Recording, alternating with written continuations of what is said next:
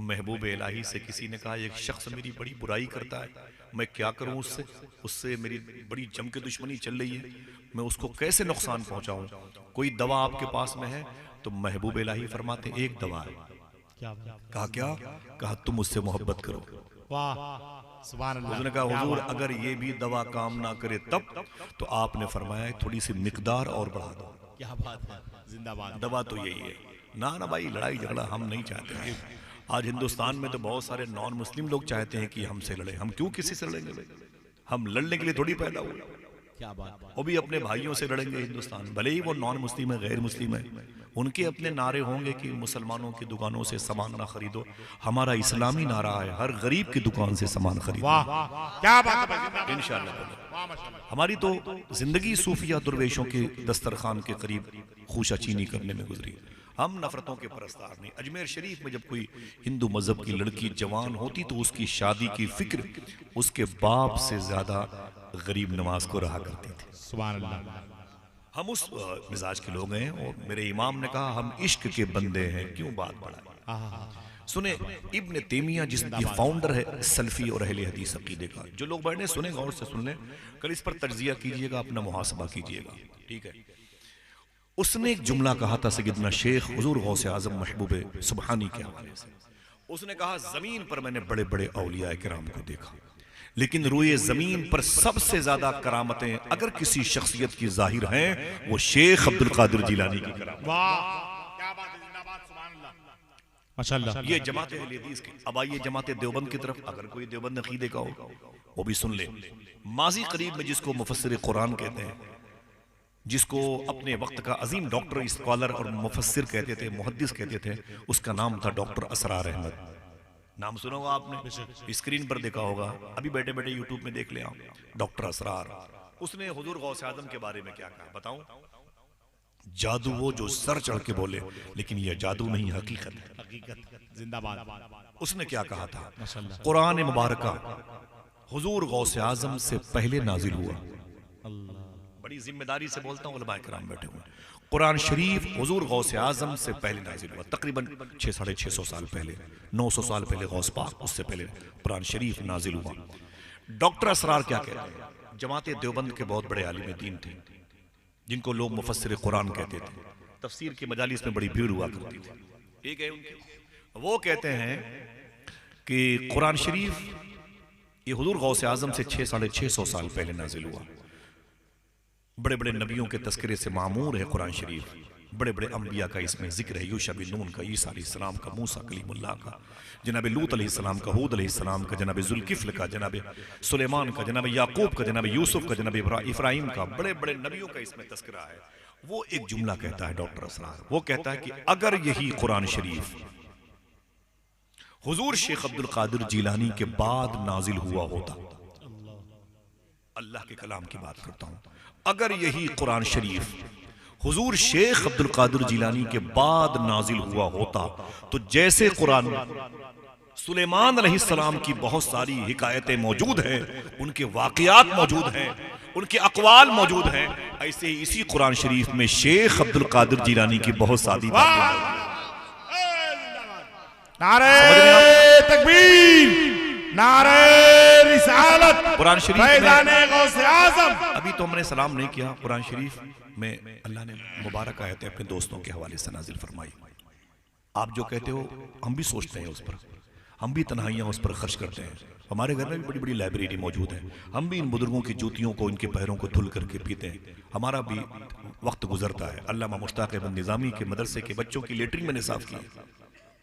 ऐसा नहीं कि मैं बैठा हूँ रात के आखिरी हिस्से में और आपको वो जो है अखबार फरोशों की अजमतों पर, उनकी मफाद परस्ती पर बात करूंगा, जेम्स बॉन्ड की किसी फिल्म का और रोनाल्डिनो की फुटबॉल की का तस्करा करूंगा। ना ना ना ना, हमें भी आप हजरात का यहाँ पर होना और ये डर पैदा करता है कि आप मैदान महशर मुझसे पूछेंगे कि आप मेरे गाँव में आए थे और आपने क्या बयान किया। हम तो कुछ सुनने के लिए आए थे, महीनों इंतजार किया था। हम आपके पैरों के नीचे बैठ के बात करते हैं। सुनिएगा हुजूर शेख अब्दुल कादिर जिलानी रज़ी अल्लाह तआला अन्हु की बात। मैं अब ये बात हो गई अहले हदीस की और जमात देवबंद की। एक हिंदू मजहब का शख्स मेरे साथ बगदाद शरीफ गया था, अभी भी गया था, इससे पहले अब वो ये रिकॉर्डिंग हो रही है तो मैं कुछ नहीं बोलूंगा। आप मुझसे तन्हाई पूछे तो मैं बता दूं कि गया तो हिंदू बन करके वापस हुआ तो क्या बन गया। सुभान अल्लाह, क्या बात। उससे पहले बहुत सारे मेरे दोस्त गए बगदाद शरीफ, जो पंजाब के थे, झारखंड के थे। एक विजय सिंह मेरे दोस्त थे, जब वो गए बगदाद शरीफ तो मैंने उनसे पूछा शेख अब्दुल कादिर गौस पाक के दरबार में, मैंने कहा विजय भाई आपको मेरे गौस का दरबार कैसा लगा? तो कहते हैं आसिफ भाई मैं हिंदू हूँ लेकिन आप तो जानते हो गौस पाक भी जानते हैं। मैंने जाके गौस पाक की जाली पकड़ी और मैंने कहा या शेख अब्दुल कादिर जिलानी मैं हिंदू हूँ, मुझे नहीं मालूम मैं क्यों पैदा हुआ। जिसका दिल कहे वो सुभान अल्लाह बोले। मुझे नहीं मालूम मैं क्यों पैदा हुआ, लेकिन जब से मैंने आपका दरबार देखा है दिल कह रहा है आप ही को देखने के लिए पैदा हुआ। जैसे उसने ये कहा मुझे याद आए बरेली की आला हजरत कि हिंदू तक तेरा कायल है या गौस। समझ रहे? दुनिया में हर शख्स है जो अल्लाह के वलियों का मोहताज है। ये अल्लाह नहीं हो सकते, ये रसूल नहीं है, ये खुदा नहीं है। खुदा और रसूल तक पहुंचने का सबसे मजबूत जरिया अगर कोई है तो शेख अब्दुल कादिर जिलानी। मैंने कभी उन्हें खुदा नहीं कहा, क्या बात है। मैंने कभी खुदाई का दावा करते हुए शेख को नहीं सुना। ना ना ना ना, कंफ्यूजिंग कहीं से हो गई। कुरान कहता है वकुनु मा सादिकीन, क्या मतलब? या अय्युहल्लज़ीना आमनू इत्तकुल्लाह वकुनु मा सादिकीन।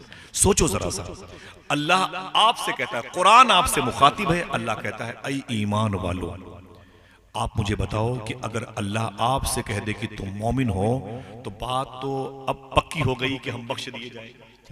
अल्लाह हमें मोमिन कह रहा है लेकिन बात यहीं पर मुकम्मल ना हुई।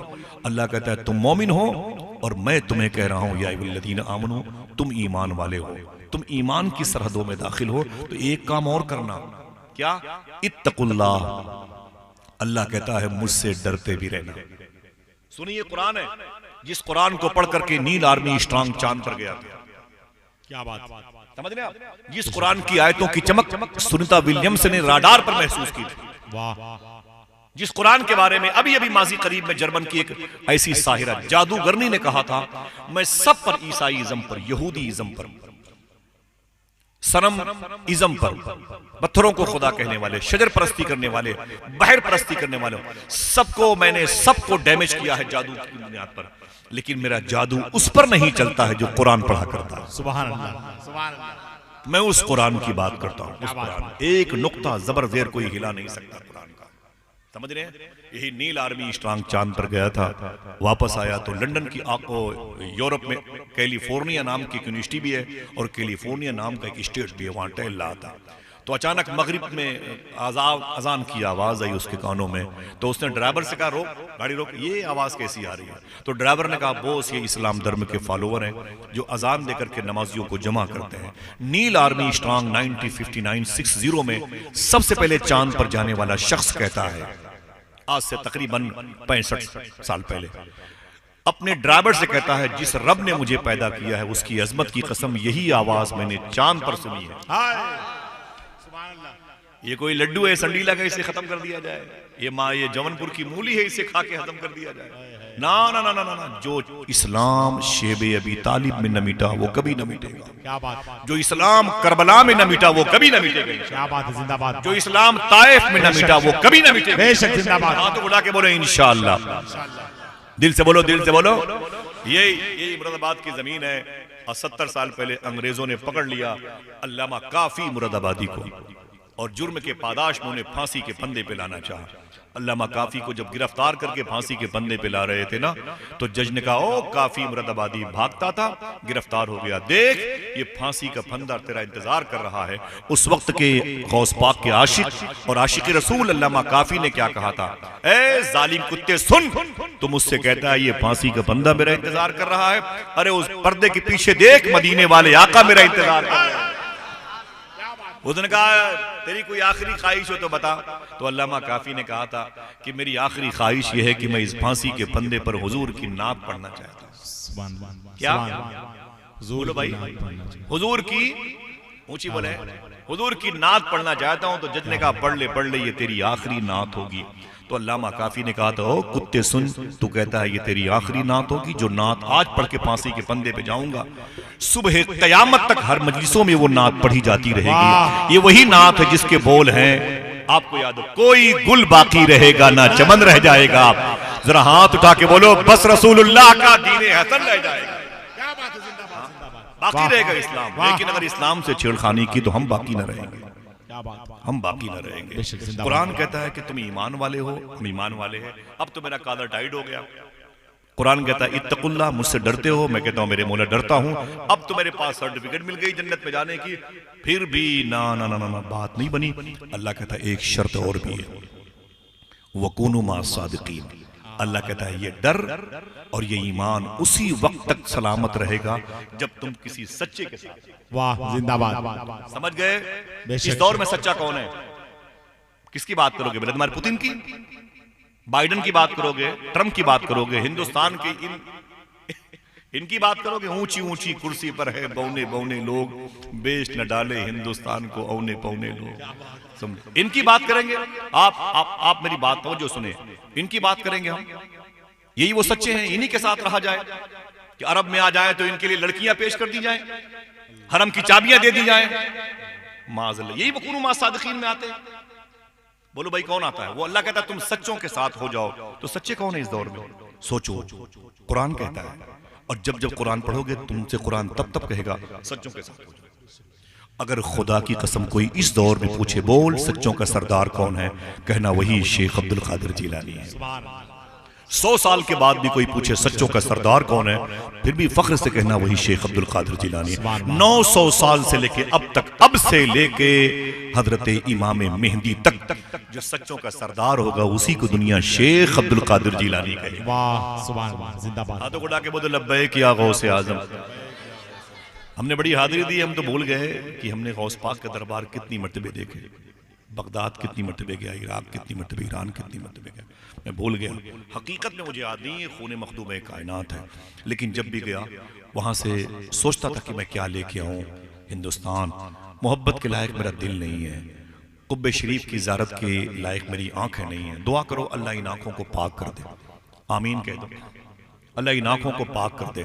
आज बड़े इख्तलाफात हैं, शेख अब्दुल कादिर की बातें करो उनकी करामतों की, तो ये देखो कुरान छोड़ कर की करामतों के पीछे पड़े, हदीस शरीफ छोड़ कर की करामतों के पीछे पड़े हुए। ये बड़ा ट्रेजेडी भाई, बड़ा मसला है, आपस में लड़े मर जा रहे हैं।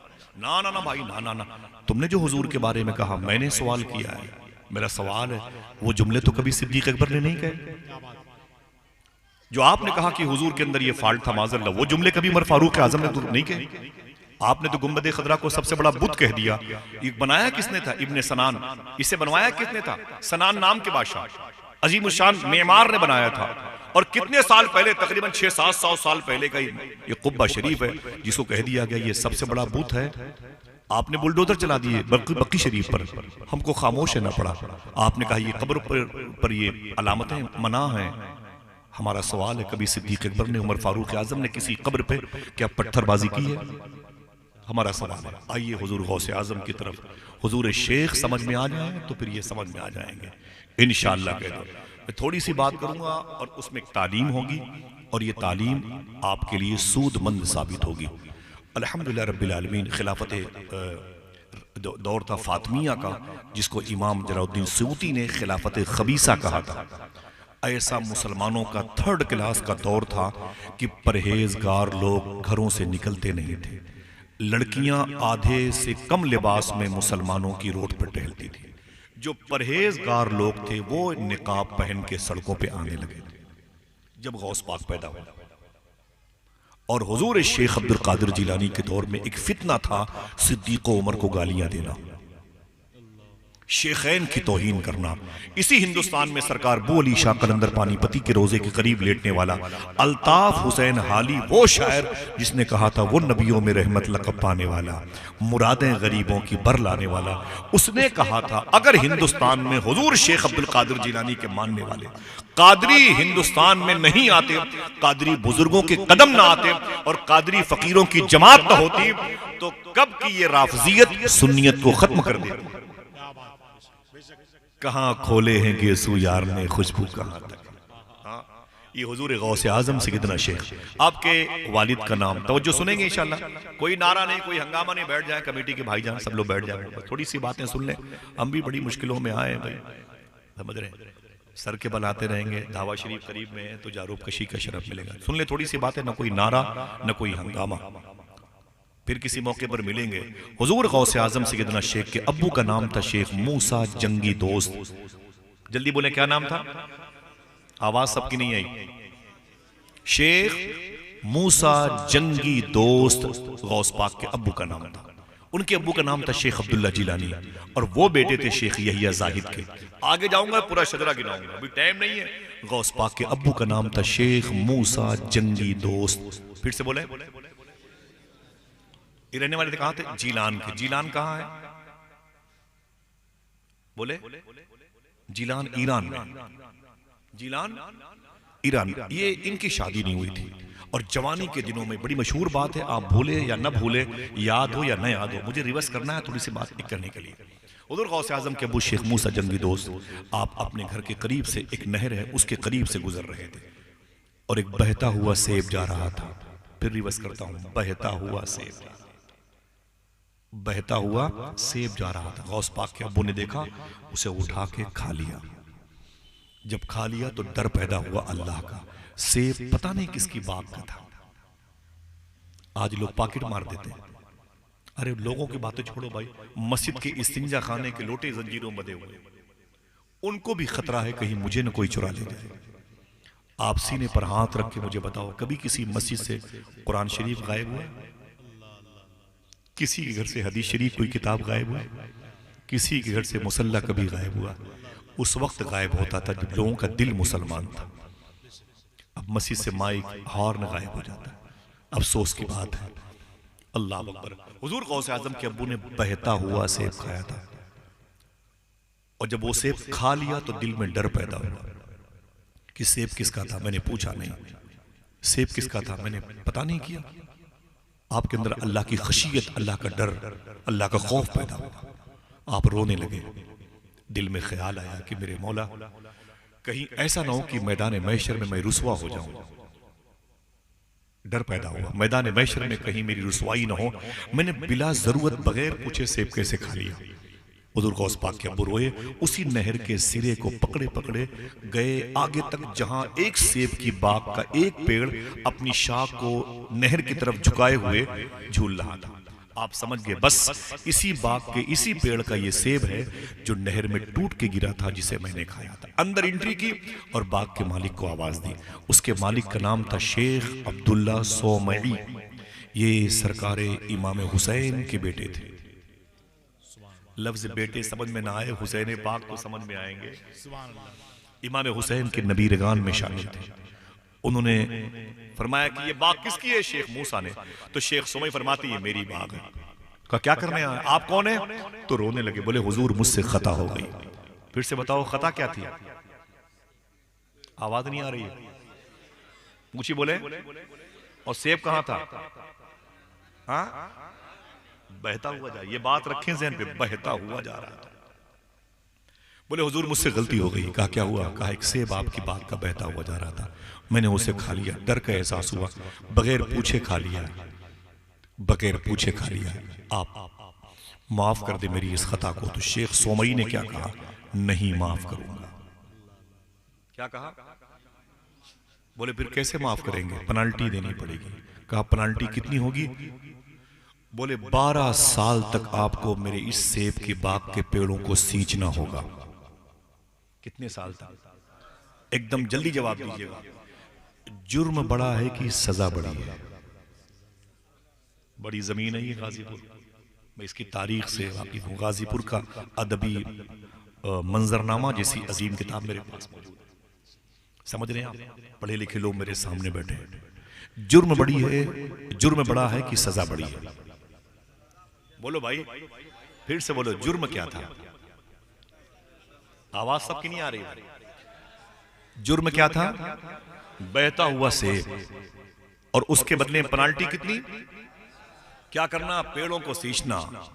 अल्लाह अकबर। मैंने पूछा सूफी सुल्तान मियां शाह साहब, दिल न मचले तो दिल मुझे दीजिएगा। है कैसा दिल आपका जो मचलता नहीं गौसे आजम के तसर्रुफात के नाम पर? मैंने पूछा सूफी सुल्तान मियां साहब, हुजूर ये क्या मैटर है?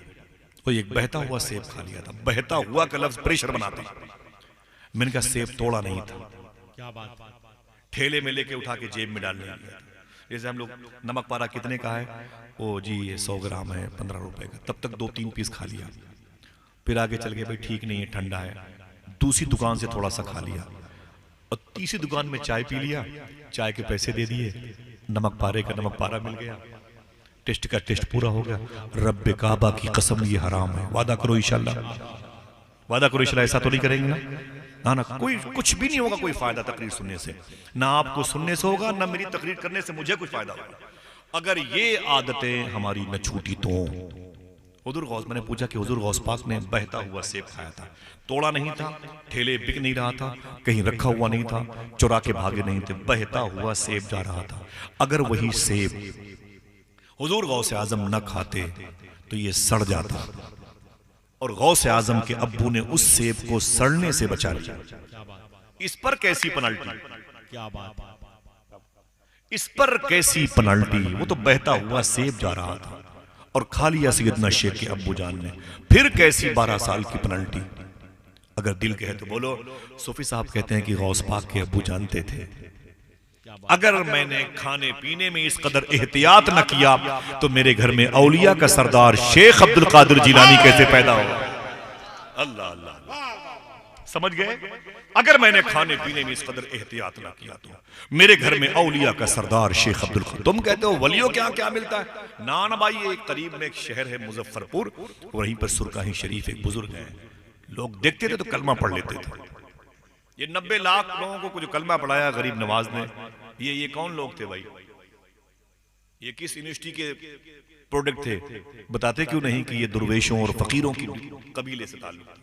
90 लाख लोगों को कलमा पढ़ाया, उन्हीं में से हमारे और आपके बाप दादा भी हैं, और उन्हीं में से उनके भी दादा हैं जो आप वलियों की मदार पर जाने को शिरक कहते हैं। हाँ, ये अलग बात है कि उनकी मदारात पे बहुत सारी उसमें जिसके हम भी कायल नहीं, हमारे उलमा भी कायल नहीं, मशाइख भी कायल नहीं है, लेकिन आपकी बहन बेटियां बाजारों में टहले तो वो ऐन शरीयत है, हमारी आस्ताने बजाए तो मुसीबत है। क्या बात, समझ रहे हैं आप, मुसीबत है। अभी सवाल क्या है, सूफी साहब ने कहा गौस पाक के अबू जानते थे अगर मैंने खाने पीने में इस कदर एहतियात न किया तो मेरे घर औलिया का सरदार शेख अब्दुल कादिर कैसे पैदा होगा। क्या मतलब, अगर प्रोडक्ट अच्छा होगा उसी वक्त होगा जब ये कारखाना सही होगा, बेटा उसी वक्त चमकदार पैदा होगा जब उस मां की कोख तरोताजा होगा, सैयदुल शोदा हुसैन उसी वक्त कहलाएगा जब उसकी मां फातिमा होगी, बाप अली होगा। ये सुरकाही शरीफ के सरकार अपने मुरीद के यहाँ गए और फरमाया कि मुझे वजू के लिए पानी लाओ, लोटा लिया, वजू किया और 2 रकात नमाज पढ़ी, और मेरे फरमाया कि मेरे घोड़े को चारा खिलाओ। सुन्ना साहिबो, ये सुन्नियत है, ये बुजुर्गों का अकीदा है, यही बुजुर्गों का मिशन था। मैं जवानों से हाथ जोड़ गुजारिश करता हूँ कि आप मेरी बख्शिश का सामान है, इसे लेते जाएं। सुरकाही शरीफ के सरकार ने फरमाया मेरा घोड़ा भूखा है, इसके लिए चारा लाओ, मुझे पानी लाओ। वजू किया, नमाज पढ़ी, मुरीद आ गया, उसने कहा हुजूर बड़ा गजब हो गया। कहा क्या हुआ? कहा आपका घोड़ा जमीन पर गिर पड़ा, तड़प रहा है, मर जाएगा। दौड़ के गए और अपने हाथों से अपने घोड़े की पीठ को सहलाने लगे।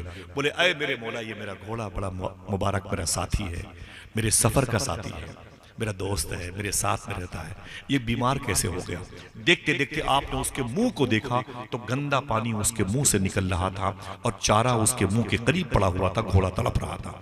सरकार सुरकाही शरीफ तेग अली शाह सरकार का नाम है। आपने फरमाया ये बताओ कि इस घोड़े के मुंह से ये क्या निकल रहा है? तो खादिम ने कहा कि हुजूर ये चारा है, घास है जो इसको खिलाया था फला साहब ने। सुरकाही शरीफ इतने बड़े अल्लाह के वली थे, देखा गौर से आपने और फरमाया सच बताओ ये चारा कहाँ था, ये चारा कहाँ था? तो एक मुरीद ने कहा हुजूर ये करीब के खेत से मैंने काट करके अल्लाह के इसको दे दिया। तो सरकार तेग अली शाह फरमाते हैं सच बताना वो खेत किसका है, वो खेत किसका है? तो मुरीद ने कहा कि हुजूर वो खेत गांव ही के एक साहब का है, लेकिन उनका घर दूर है। तेग अली शाह की आंख में आंसू आए, बोले सच बताना क्या उस खेत के मालिक से बगैर पूछे तुमने चारा काट के मेरे घोड़े को खिलाया? तो मुरीद ने कहा हुजूर वाकई बगैर पूछे मैंने खिला दिया। तेग अली शाह रोए और तौबा करते रहे, बोले सुन मेरे मुरीद सुन, जैसे तेग अली हराम नहीं खाता, तेग अली का घोड़ा भी हराम नहीं खाता। अल्लाह अकबर। समझ रहे हैं आप? बहुत आसान मजहब है, लेकिन हमने उसे मुश्किल टिपिकल कर दिया। हराम खा के, हराम दस्तरखान पर बैठ के, हराम लोगों की सोबतें अख्तियार करके एक एक नुक्ते की, एक एक रोटी के टुकड़े की भरपाई करनी पड़ेगी। वादा करो इंशाल्लाह, अगर गौस पाक से मोहब्बत करते हो तो इंशाल्लाह सच बोलेंगे और हलाल खाएंगे। यही जलसे का मकसद है, इंशाल्लाह बोले। एक लुकमा भी अगर आपने अपने बच्चों को हराम खिला दिया तो फिर ये नस्लें टेढ़ी मेढ़ी हो जाएंगी। ये क्या करेंगी मालूम है? सबसे पहले अपने माँ बाप को गालियां देंगी, फिर अपने बाप दादा की कब्रों का मजाक उड़ाएंगे, फिर अपने बुजुर्गों का मजाक उड़ाएंगे, फिर अल्लाह के रसूल की हुर्मत पामाल करेंगे, फिर कुरान की तौहीन करेंगे और ये बनेंगे फलासफर। और इनके अंदर सेकुलरिज्म पाया जाएगा, न कुरान को ये फॉलो करेंगे और न ही हुजूर को फॉलो करेंगे, आजादाना लाइफ गुजारेंगे। ये क्यों होता है? दस्तरखान सही नहीं होता। हुजूर गौसे आजम के अब्बू ने मालूम है क्या? अल्लाह, ये बात मैं बताता हूं, अगर इसके बाद की बात करूं तो और लंबी है। बहरहाल शेख अब्दुल्ला सोमई को एहसास हुआ कि ये लड़का बहुत अच्छा है। फरमाया शादी हुई? कहा नहीं। कहा कि एक शर्त यह है कि तुम्हें मेरी बेटी से शादी करनी पड़ेगी। अब बेटी के कैरेक्टर के बारे में तो मैं फिर किसी मौके बयान करूंगा, सुनना गौर से। कोई बात ना करे, ना कोई मोबाइल में तवज्जो लगाए। इन बातों को सुन के अपनी बहन बेटियों को बताना है इंशाअल्लाह। दिल से बोलो इंशाअल्लाह। हुजूर गौसे आजम के अब्बू शेख मूसा जंगी दोस्त की शादी उसी बाग के मालिक शेख सोमई की बेटी से हुई। उनका नाम था मखदूमा फातिमा उम्मुल खैर। फातिमा उम्मुल खैर क्या नाम था? मैंने उनकी मदार शरीफ पर फातिहा पढ़ी है कई मरतबे, और मैंने उस नहर से वजू भी किया है जिस नहर से बहता हुआ सेब गौस पाक ने खाया। अल्हम्दुलिल्लाह रब्बिल आलमीन। माशाल्लाह ईरान में चलेंगे इंशाअल्लाह। ऐसे बोलते लग रहा है एयरपोर्ट से वापस आना है, हम यहाँ के अखबार बेचने आए। अरे चलोगे? अब डर गए कि यार पैसे भी खर्च होंगे, तो बुलाएंगे तो वो दिलवाएंगे ना इंशाअल्लाह। बोलो भाई, हम लोग कौन सी पासबुक लेके पैदा हुए थे? सब तो उसी का दिया हुआ है। बोलो भाई, नहीं यकीन पड़ा कि अल्लाह ही देता है। लॉकडाउन में दुनिया के 193 कंट्रीज में 800 करोड़ लोगों को, 7 बर्र आज़म में 4000 से ज्यादा जबानें जानने वालों में, इन 800 करोड़ लोगों को किसने खिलाया था? पूरे साल घर में बिठा के। तो कहना पड़ेगा वही तो है जो निजाम हस्ती चला रहा है मेरा। फिर भूल गए कैसे होगा? झूठ नहीं बोलेंगे तो कैसे बच्चे पलेंगे? हराम नहीं खाएंगे तो बच्चे कैसे पलेंगे? ना ना ना, मेरा टॉपिक ही नहीं। दुआ करो हुजूर गौसे आजम का जिक्र हमारे कल्ब को शूट कर जाए, आमीन को। हुजूर गौसे आजम के अब्बू शेख मूसा जंगी दोस्त की शादी शेख अब्दुल्ला सोमई की बेटी मखदूमा फातिमा उम्मुल खैर से हुई। कोई पूछे गौस पाक की अम्मी का नाम क्या है? जल्दी बोलो, क्या बताओगे? बोलो भाई, फातिमा उम्मुल खैर। बोलो बोलो, मखदूमा फातिमा उम्मुल खैर। अब्बू का नाम है शेख मूसा जंगी दोस्त। वो इमाम हुसैन की बेटी की बेटी, और ये इमाम हसन की औलाद में से। बाप की तरफ से गौस पाक हसनी है और माँ की तरफ से गौस पाक हुसैनी है। तवज्जो सुनना, शादी हो गई 25 से 30, 35, 40, 45, 50, 55, 59, 59। अम्मी की उम्र 59 साल हो गई, अभी कोई औलाद नहीं पैदा हुई। गौस पाक की अम्मी की उम्र 59 ईयर्स हो गई, अभी कोई औलाद नहीं पैदा हुई। बात किस शहर की है? ये जीलान की। ये एरिया कौन सा है? बलादे फारस का। इसे अरब कंट्री में दाखिल किया गया नहीं, ये अरब से बाहर है, जिसको अजम कहते हैं ये उलमा। अरब में नहीं आता इराक, इराक आता है। जीलान ये अरब से हट करके है। साइंस कहती है अरब की लड़कियां अगर 65 साल की हो जाएं, 66 साल की हो जाएं, वो बच्चों को पैदा कर सकती हैं, बच्चे जन सकती हैं, डिलीवरी उनके यहाँ हो सकती है। लेकिन अरब के अलावा अगर कोई लड़की, मिसाल के तौर पर इंडिया की 65 साल की हो जाए तो उसके यहाँ बच्चे नहीं हो सकते। वो अंदर जो उसके प्रोटीन होनी चाहिए वो उसके अंदर बाकी नहीं रहता है, वो ताकत कुव्वत उसको नहीं मुयस्सर आती है जो एक अरब की लड़की को होती है। और गौस पाक की अम्मी अरब की नहीं अजम की थी। जब आपकी उम्र शरीफ 60 साल की हुई तो दिल कहे तो सुभान अल्लाह कहो, तब हुजूर शेख अब्दुल कादिर जिलानी पैदा हुए। वो कुछ भी हो, 65 साल के हो कि 70 साल के, अल्लाह चाहे तो, जिसका अकीदा है ऊंची बोले भाई, अल्लाह चाहे तो बगैर माँ बाप के आदम अलैहिस्सलाम को पैदा करे, अल्लाह चाहे तो बगैर बाप के ईसा अलैहिस्सलाम को पैदा करे। हम लोग बैठ के मुजफ्फरपुर क्षेत्र में लोग खई नहीं खाते यार, पहले मुर्गी की पहले अंडा, पहले अंडा की पहले मुर्गी। अल्लाह चाहे तो बगैर मुर्गी के अंडा पैदा कर दे, बगैर अंडे से मुर्गी पैदा। अगर शक है तो शक का इलाज करवाओ, यकीन है तो जरा मोहब्बत से कह दो सुभान अल्लाह। ऐसा कर सकता है, इन्नल्लाह अला कुल्लि शैइन कदीर। हाँ, लोग कहते हैं ऐसा कैसे हो गया यार, हमने तो मिट्टी फेंकी नीचे आ गई, बगैर पिलर के आसमान कैसे रुका हुआ यार। गौस पाक सरकार एक ही वक्त में 70 जगह कैसे चले गए, और सुन्नियों ने क्या क्या ड्रामे रखे हैं। लोग कहते हैं एक वक्त में 70 जगह गौस पाक कैसे चले गए, ये क्या क्या ड्रामाई अकीदा इनका हो गया। अरे मेरे भाई, शैतान की इतनी ताकत है कि एक वक्त में वो दुनिया के 200 के आसपास मुल्कों में जा सकता है। गौस पाक तो अल्लाह के महबूब है। उनके तसर्रुफात, उनके इस्तिमना पर शक करते हो। हाँ, अगर कोई दिक्कत है तो खुद पूछो ना, कुरान से पूछो ना, हदीस शरीफ से। तसर्रुफात कितने, पावर कितने सहाबा को, वलियों के। अल्लाह अल्लाह।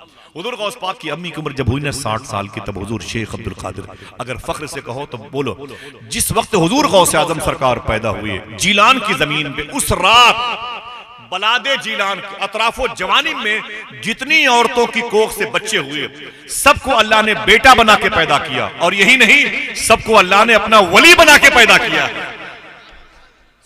ये कोई फिल्म का चैप्टर है? ना ना ना ना बाबा, 600 साल पहले ये किताबें लिखी हुई है। हुजूर शेख बड़ी शान वाले बुजुर्ग थे। अगर मैं जीलान की बात करूं तो घंटों लग जाए, बातें खत्म भी करनी है और आपको सलाम पढ़ के घर भेजना भी है खैरियत से। वादा करो इंशाल्लाह बगदाद चलेंगे, इंशाल्लाह बोलो इंशाल्लाह।